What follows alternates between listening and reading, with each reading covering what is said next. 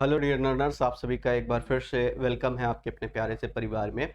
और ईडियम्स के सेशन में बहुत सारे ईडियम हम लोगों ने डिस्कस किए थे। आज फर्दर थोड़ा सा कुछ और ईडियम्स को एक्सप्लोर करने की कोशिश करते हैं। तो लेटर जी तक हम लोग पहुंच गए थे। जी में कुछ आगे प्रोसीड करते हैं, कुछ और ईडियम सीखने की कोशिश करते हैं। जैसे एक कह रहा है give the devil his due, है ना। अब इसका मीनिंग क्या है, इसका मीनिंग पहले देख लीजिए, फिर मैं इसको ब्रीफ करता हूँ आपको कि ये कैसे लर्न कर पाएंगे आप। कह रहा है give credit to a worthless person for his good qualities. बेकार के व्यक्ति को, जो वर्थलेस है, बेकार है, वैसे तो बेकार व्यक्ति है, लेकिन उसके गुड क्वालिटीज के लिए उसे क्रेडिट देना, ये इसका मीनिंग है। जैसे कह रहा है गिव द डेविल, डेविल मतलब होता है शैतान, राक्षस, है ना, बुरा व्यक्ति जिसको कह सकते हो। हिज ड्यू मतलब जो जिस क्रेडिट का वो हकदार है। जैसे मान लिया एक व्यक्ति है, उसमें बहुत सारी बुराइयां हैं, ठीक है, आप कहते हो वैसे तो बहुत बुरा इंसान है, लेकिन इस काम के लिए उसे क्रेडिट दिया जाना चाहिए, ये काम उसने बहुत अच्छा किया है। तो इसी चीज को हम बोलते हैं give the devil his due, है ना। तो give credit to a worthless person for his good quality, किसी बुरे व्यक्ति को उसकी अच्छाइयों के लिए उसे क्रेडिट देना, है ना। कह रहा है we should give the devil his due for his good qualities, है ना, उसकी अच्छी क्वालिटीज के लिए उसे हमें क्रेडिट देना चाहिए। ग्रीन हॉर्न, ग्रीन हॉर्न का मतलब, हॉर्न मतलब सिंग होते हैं, आप जानते हो, और ग्रीन है, हॉर्न ग्रीन है, मतलब अभी नए नए बिल्कुल सिंग आए हुए हैं, है ना। तो इसका मीनिंग क्या है कि इसका मीनिंग ये है कि कोई पर्सन किसी फील्ड में बिल्कुल कैसा है, अभी बिल्कुल नौसिखिया है, अभी उसने उस फील्ड में कदम ही रखा है, तो उसको बोलते हो ग्रीन हॉर्न। मीनिंग क्या होता है, इनएक्सपीरियंस्ड पर्सन, जो कैसे हैं, नोवाइस टाइप के हैं, जो टायरो टाइप के हैं, जो नियोफाइट टाइप के हैं, उस तरीके के पर्सन को हम लोग बोलते हैं ग्रीन हार्ड, है ना। यहीं पर अगर आप कहोगे ओल्ड हैंड, ये आप कहोगे ओल्ड हैंड, तो ओल्ड हैंड का इसका मीनिंग जस्ट अपोजिट हो जाता है। इसका मीनिंग हो जाता है ऐसा कोई व्यक्ति जो कैसा है, एक्सपीरियंस्ड है, एक्सपीरियंस्ड है ना, जो बहुत ही ज्यादा अनुभवी है। वैसे एक्सपीरियंस्ड पर्सन के लिए आपको एक वर्ड आप पढ़ते हो, वेटेरन, VETERAN, ये पूछा जाता है आपसे बहुत ज्यादा। या समटाइम्स यू कैन से सीजनड, ये वर्ड भी आप यूज करते हो, सीजनड वर्ड भी आप यूज करते हो, है ना। तो ये याद रखिएगा। वैसे एक और आता है आपका ग्रे सेल्स आता है, ये एक ईडियम आता है आपका, क्या, grey cells, grey cells you can say like this grey cells, ठीक है। जस्ट अ सेक, एक सेकेंड रुकेंगे, थोड़ा सा ये प्रॉब्लम क्रिएट कर रहा है, जस्ट अ सेक, वापस आते हैं हम लोग।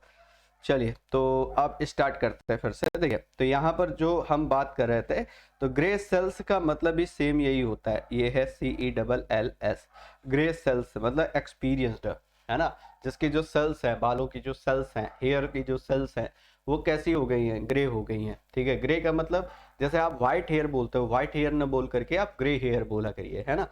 तो वो ग्रे हो गई है, इसका मतलब आप अक्सर बोलते हो ना कि भाई मैंने अपने बाल जो है वो धूप में सफेद नहीं किए हैं, इसका मतलब क्या है, इसका मीनिंग ये कहना चाह रहे हो कि आपको बहुत ज्यादा एक्सपीरियंस है, बहुत ज्यादा नॉलेज है किसी चीज का। कह रहा है दो a greenhorn in political field, ठीक है।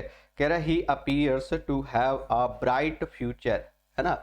यदि वह क्या है, पॉलिटिकल फील्ड में बिल्कुल नया है, इनएक्सपीरियंस्ड है, अभी उसको अनुभव नहीं है, फिर भी उसमें एक ब्राइट फ्यूचर दिखाई पड़ता है। Another one give up the ghost, give up करने का मतलब छोड़ देना होता है। गॉस्ट, गॉस्ट का मतलब जो प्रेत आत्माएं हैं, है ना। तो जो गॉस्ट हैं वो क्या करने वाले हैं, जो गॉस्ट हैं, जो विचेज हैं, वो इंसान को तब तक नहीं छोड़ती जब तक उनकी जान नहीं ले लेती है। आप ऐसे लर्न कर सकते हो। तो इसका मीनिंग है पास अवे टू डाई, है ना, मर जाना, गुजर जाना। पास अवे ये फ्रेजल वर्ब के रूप में बहुत यूज होता है, पास अवे, है ना। तो जैसे कहा जाए कि सम पॉलिटिकल लीडर्स, है ना, some political leaders passed away, some political leaders of BJP आप कह सकते हो हैव पास्ड अवे, है। आगे चलते हैं, after long illness he gave up the ghost last week, है ना। तो इसका मीनिंग क्या हो गया कि लंबी बीमारी के बाद उसका निधन हो गया, ठीक है, बहुत लंबी डिजीज के बाद उनका निधन हो गया, उस व्यक्ति का निधन हो गया। तो गिव अप द गॉस्ट मतलब होता है टू डाई। जैसे एक और ईडियम आता है आपका, इसको भी याद रखिएगा, ब्रीथ, ये एक ईडियम है आपका। नेक्स्ट ये है breathe one's lost, breathe one's last, कहते हो ना कि अंतिम सांसें ले ली उनने, ठीक है, तो कुछ इसी तरीके का ये वर्ड है। ब्रीथ वंस लास्ट, ब्रीथ मतलब सांस लेना होता है ना, लास्ट आखिरी सांसें ले ली, है ना, तो इसका मतलब ही डाइड, है ना, तो ये मीनिंग हो गया। तो पास अवे कह सकते हो, गिव अप द गॉस्ट। देखिए तीन चीजें आपको यहाँ से याद रखनी है, एक तो गिव अप द गॉस्ट आपको याद रखना है, दूसरा आपको ब्रीथ वंस लॉस्ट याद रखना है, और तीसरा आपको पास्ट अवे याद रखना है। ये तीन वर्ड आपको मेमोराइज रखने हैं। गो द होल हॉग, तो किसी चीज को पूरी तरीके से करना, कंप्लीट रूप से करना, ये मीनिंग होता है गो द होल हॉग का। अब होल का मीनिंग क्या होता है, अगर आपको होल का मीनिंग क्लियर है तो भी आप इस ईडियम का मीनिंग अच्छे से क्लियर कर पाएंगे, ठीक है। और ये जो होल है, होल का मीनिंग होता है कंप्लीट, होल का मीनिंग क्या होता है, कंप्लीट होता है ना। तो किसी चीज को पूरी तरीके से करना, इस होल से ही आप इसको मेमोराइज कर सकते हो। तो कह रहा है to do something thoroughly, thoroughly मतलब कंप्लीटली, है ना, किसी भी काम को पूरी तरीके से करना। कह रहा है you will have to go whole hog to come out of this mess, है ना।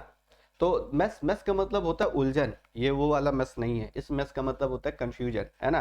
तो you will have to go the whole hog to come out of this mess, तुम्हें इस जो ये जो मिस है, ये जो उलझन है, ये जो कंफ्यूजन है, इससे पूरी तरीके से तुम्हें बाहर निकलना होगा। Another one, get into a scrap, ठीक है, तो इसका मीनिंग होता है awkward सिचुएशन। अब इसको आप कैसे समझ सकते हो, तो गेट इनटू मतलब पड़ जाना, स्क्रैप, स्क्रैप पड़ गया, है ना, स्क्रैच आप जानते हो, जैसे आप नई नई कोई बढ़िया से आपने, ठीक है, 4 व्हीलर ली है और उसमें क्या पड़ गया है, स्क्रैच पड़ गया है, ठीक है, स्क्रैच पड़ गया है। तो आप बहुत ज़्यादा आपको awkward लग रहा है कि ये भाई देखने में बड़ा अजीब सा लग रहा है, ठीक है, ये जो स्क्रैप है ये कैसा लग रहा है, बहुत ही अजीब लग रहा है, तो भाई ये awkward सिचुएशन। कह रहे he got into a scrap when his wife refused to let him help his sister, है ना। तो awkward सिचुएशन में पड़ गया जब उसकी वाइफ ने मना कर दिया मदद करने के लिए उसकी सिस्टर की। गो ब्रोक, गो ब्रोक हो जाने का मतलब, ब्रोक मतलब बर्बाद हो जाना, है ना, जैसे आप बोलते हो ना दिवालिया निकल गया, जैसे इस कंपनी का दिवालिया निकल गया, है ना, तो भाई ये बीकम बैंकक्रप्ट, बीकम बैंकक्रप्ट दिवालिया हो जाना। गो ब्रोक मतलब होता है become insolvent, become bankrupt you can say, है ना, तो आप ऐसे कह सकते हो। तो as a result of heavy gambling, बहुत ज्यादा उसने गैम्बलिंग की, जैसे गो ब्रोक आप इसके लिए 2 वर्ड, एक तो बैंकक्रप्ट आप याद रख सकते हो, दूसरा इंसॉल्वेंट भी बहुत ज्यादा यूज किया जाता है। इंसॉल्वेंट का मतलब भी कैसा होता है, दिवालिया होता है, तो दोनों वर्ड आप यहाँ से लर्न कर सकते हो। कह रहा है he had to go broke in the long run, gambling की वजह से, क्योंकि वह गैम्बलिंग खेलता है, ठीक है, क्योंकि वह गैम्बलिंग करता है, इसलिए इन द लॉन्ग रन अल्टीमेटली उसको अंत में क्या करना पड़ेगा, वो दिवालिया हो जाएगा। Another one, get into hot water, get into hot water in the lurch, ये सेम मिलते जुलते इडियम है। हॉट वाटर में फंसना मतलब किसी मुसीबत में फंस जाना, ठीक है, किसी मुसीबत में फंस जाना, गेट इनटू हॉट वाटर, ठीक है। तो इसका मीनिंग क्या है, गेट इनटू ट्रबल, किसी मुसीबत में फंस जाना, ये इसका मीनिंग है। जैसे आप एक ईडियम और यूज करते हो, वो ईडियम यूज करते हो इन द लर्च, एक ईडियम आप ये यूज करते हो इन द लर्च, और इन द लर्च का मतलब भी सेम ही होता है, क्या होता है, ये होता है आपका मुसीबत में, ठीक है। लर्च मतलब होता है जैसे मान लो कोई शिप है समुद्र में, तूफान आ गया है, तो वो क्या है, वो बस इस तरीके से झुक गया है, बस अबाउट टू कोलैप्स, बिल्कुल कोलैप्स करने वाला है, ठीक है, तो याद रहेगा ये बात। तो get into hot water in the lurch, है ना, तो इन दोनों का मीनिंग सेम है, गेट इनटू हॉट वाटर या इन द लर्च, मीनिंग क्या है, ट्रबल में होना, मुसीबत में होना, परेशानी में होना। तो कह रहा है he got into hot waters by marrying a girl of another caste, कह रहा दूसरी, आप जानते हो अंतरजातीय विवाह, है ना, तो दूसरी कास्ट की लड़की से शादी करके वो बहुत ज्यादा मुसीबत में है, तो ये है गेट इनटू हॉट वाटर्स, याद रहेगा। गिव करेंसी, गिव करेंसी का मतलब क्या हो गया, मेक पब्लिकली नोन, ठीक है, तो गिव करेंसी, करेंसी देने का मतलब क्या है, किसी को पैसे दे रहे हो, इट मीन्स ये चीज पब्लिकली नोन है, या जैसे भी आप लर्न कर पाओ इसको। तो गिव करेंसी का मतलब क्या होता है, to make publicly known. The government has refused to give currency to a number of scams, है ना। अनदर वन, आगे बढ़ते हैं। ग्रेट हैंड, ग्रेट हैंड का मतलब क्या होता है, जैसे कहा जाए कि आप किसी फील्ड में बहुत समय से काम कर रहे हैं, ठीक है, तो your hands are great hands, है ना, you can say like this. तो इसका मीनिंग क्या हो गया, इसका मीनिंग आप इस चीज में एक्सपर्ट हो गए, एक्सपीरियंस्ड हो गए, परफेक्ट हो गए, जो भी आप कहना चाहें, है ना। तो इसका मीनिंग क्या हो गया? इसका मीनिंग हो गया एक्सपर्ट, किसी चीज में बिल्कुल एक्सपर्ट हो जाना, प्रोफिशिएंट हो जाना, स्किल्ड हो जाना। You can say he is a great hand, he is a great hand at organizing social parties. Social party organize करने में वो बिल्कुल एक्सपर्ट है। तो इसका मीनिंग होता है एक्सपर्ट हो जाना, ठीक है, किसी चीज में परफेक्ट हो जाना, स्किल्ड हो जाना, ये इसका मीनिंग होता है ग्रेट हैंड का। तो याद रहेगा ग्रेट हैंड का मीनिंग क्या है, ठीक है। जैसे high hand, high and heavy hand, वो आगे हम पढ़ेंगे, तो उसका मीनिंग होता है बहुत ही ज्यादा ऑपरेसिव होना, ठीक है। लेकिन ग्रेट हैंड का मीनिंग होता है एक्सपर्ट होना।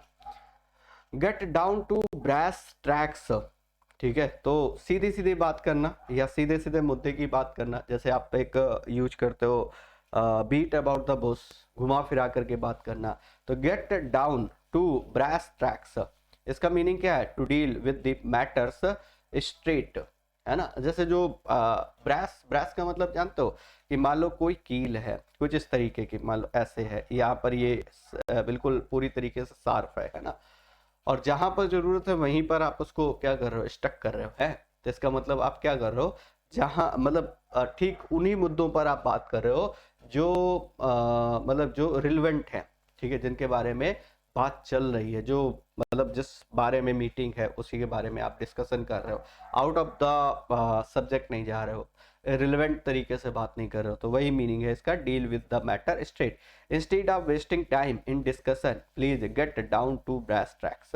कह रहे भाई मुद्दे से भटको मत, सीधे मुद्दे पर आओ, टू द पॉइंट बात करो आप। अनदर वन बात करते हैं, give one a long rope, है ना। जैसे आप देखते हो ना कि कई बार जो कैप्टन होता है ना, वो क्या करता है? किसी प्लेयर को बहुत लंबी रोप देता है, बहुत फ्रीडम देता है कि भाई आप जैसे मर्जी है वैसे खेलो, लेकिन आप परफॉर्म करके दो, टीम को परफॉर्म करके दो, है। तो यही है गिव अ लॉन्ग रोप, किसी को लंबी रस्सी देने का मतलब है, किसी को फ्रीडम देने का मतलब है, ठीक है। जैसे कोई कैप्टन जो है वो प्लेयर को बैक कर रहा है, बैक करने का मतलब क्या है? कि उसको सपोर्ट कर रहा है, ठीक है, उसको फ्रीडम दे रहा है, आज़ादी दे रहा है कि आप खुल करके खेलो, है ना। तो ये क्या है? ये है गिव अ लॉन्ग रोप। जैसे आजकल के जो पेरेंट्स हैं वो अपने बच्चों को लॉन्ग रोप देते हैं, ठीक है, बहुत ज़्यादा फ्रीडम दे देते हैं, दैट इज नॉट नेसेसरी कई बार, है। तो उसकी वजह से बच्चे जो हैं वो राइट डायरेक्शन में न जा करके वो कहीं ना कहीं दिशा भ्रमित हो जाते हैं। उनके पास इतना टाइम नहीं है कि वो बच्चों को देख सके, उनके करिकुलम के देख सके, उनके स्टडी को देख सके, वो कैसे पढ़ रहे हैं, क्या कर रहे हैं ना। तो बहुत ज़्यादा फ्रीडम देना भी उचित नहीं है। तो ये कहना चाह रहे हैं लेट समवन कमिट मिस्टेक्स, ठीक, वही मीनिंग है कि जब आप किसी को बहुत ज़्यादा फ्रीडम देते हो तो वो क्या करता है? गलतियाँ करता है, गलतियाँ करने के लिए आप आज़ादी दे रहे हो। He never gives his employees a long रूप, जैसे कोई बॉस जो है ना, बॉसी टाइप का जो पर्सन होता है, वो लॉन्ग रूप नहीं देता है, ठीक है। वो बिल्कुल स्ट्रिक्ट तरीके का, हार्ड एंड फास्ट रूल वाला है। हार्ड एंड फास्ट आपको पीछे पढ़ाया था, बहुत ही स्ट्रिक्ट पर्सन है। Another hold water, hold water का मतलब है जो रीजनेबल है, रीजनेबल है, जो आप कह सकते हो एक तरीके से एक ऐसी चीज जो बिल्कुल लॉजिकल है ना, उसको बोलते हैं होल्ड वाटर। अब इसको लर्न कैसे करोगे? होल्ड वाटर, जैसे मान लो कोई बकेट है, मान लिया कोई बकेट है ना, और बकेट में को होल्स है, तो ये क्या होगा? ये जो वाटर है ये होल्ड नहीं कर पाएगी, वो पानी पूरा बाहर चला जाने वाला है। लेकिन अगर मान लो ये जो बकेट है पूरी तरीके से फ्लॉलेस है, फॉल्टलेस है, इसमें कोई भी होल्स नहीं है, तो फिर क्या होगा? ये पानी को स्टोर कर पाएगी, ये पानी को स्टोर कर पाएगी, ठीक। तो इसी तरीके से कोई आप ऐसी बात कह रहे हो जो बिल्कुल लॉजिकल है, रीजनेबल है, उस बात में दम है, उस बात में पावर है, जो आप कह सकते हो कि रीजनेबल है ना, तो उसको बोलते हैं होल्ड वाटर। योर स्टेटमेंट, आपका जो स्टेटमेंट है वो बिल्कुल कैसा है? परफेक्ट है, लॉजिकल है, रीजनेबल है, तो it seems like hold water, आप ये कह सकते हो। तो वही मीनिंग है कि कोई भी चीज रीजनेबल होना, साउंड करना, टीनेबल होना, है ना। तो कह रहा है his statement will not hold water as it is not based on facts. जब आप बेतुकी बातें करते हो, है ना, तो वो कैसी होती है? रीजनेबल होती है, ठीक है। It can not hold water, है, वो लॉजिकल नहीं है। जैसे इंग्लिश का एक बड़ा अच्छा वर्ड आता है, इसको याद रखिएगा, ये आपको शायद इसको समझने में बहुत मदद करेगा, क्योंकि ये वर्ड ज़्यादातर बच्चों को समझ नहीं आता। इसका हिंदी मीनिंग देखोगे, हिंदी मीनिंग मिलेगा नहीं उतना टू द पॉइंट, तो फिर परेशान होगे। कोजेंट का मतलब होता है जो बहुत ज़्यादा कन्विंसिंग स्टेटमेंट है, जो बहुत लॉजिकल है, रीजनेबल है, उसको हम कोजेंट बोलते हैं। तो याद रहेगी ये बात। Hold water. हैंग टुगेदर, अब साथ साथ दो लोग लटके हुए हैं, है ना, इसका मतलब दोनों एक दूसरे को सपोर्ट करेंगे, दोनों मुसीबत में है, तो support one another, support one another, एक दूसरे का साथ देना। हैंग टुगेदर, दोनों दो पर्सन है, दोनों एक साथ हैंगिंग पोजीशन में है, तो दे सपोर्ट वन अनदर, ठीक है, तो वो एक दूसरे को क्या करेंगे, सपोर्ट कर रहे होंगे, है। तो support one another, the two statements delivered by the leader of the party do not hang together. तो दो जो अलग अलग स्टेटमेंट दिए गए, दोनों एक दूसरे के स्टेटमेंट से बिल्कुल मिलते जुलते नहीं है, एक दूसरे को सपोर्ट नहीं करते, कंट्राडिक्टरी स्टेटमेंट है, ये कह सकते हो आप। जैसे एक और ईडियम आता है, be in the same boat, ये भी याद कर सकते हैं आप, be in the same boat, be in the same boat. Same boat में होने का मतलब क्या है कि आप सेम बोट में होने का मीनिंग ये है कि आप इस बात को ऐसे कह सकते हो कि दो पर्सन जो सेम प्रॉब्लम में है, ठीक है, एक ही बोट में है, तो ऑब्वियस सी बात है कि अगर कोई प्रॉब्लम आती है तो दोनों के लिए सेम रहेगी, तो be in the same problem, ये कह सकते हो आप, be in the same problem. Same problem कह सकते हो, सेम डिफिकल्टी कह सकते हो, है ना, तो सेम प्रॉब्लम या सेम डिफिकल्टी, ठीक है। Another one, now to next one, hope against hope, hope का ना होना, होपलेस होना, है ना। कई बार जब हमें सक्सेस नहीं मिल रही होती, हम लगातार मेहनत करते जाते हैं, तो we face hope against hope, हम होपलेस हो जाते हैं, ठीक है। तो कह रहा है hope instead in spite of disappointment. Sohan's case is very weak and everybody knows, Sohan का जो केस है वो बहुत ज़्यादा वीक है और हर एक व्यक्ति ये सोच रहा है, ये जान रहा है, that finally he will lose, कि अंत में वो हार जाएगा, but he is still hoping against hope, है ना।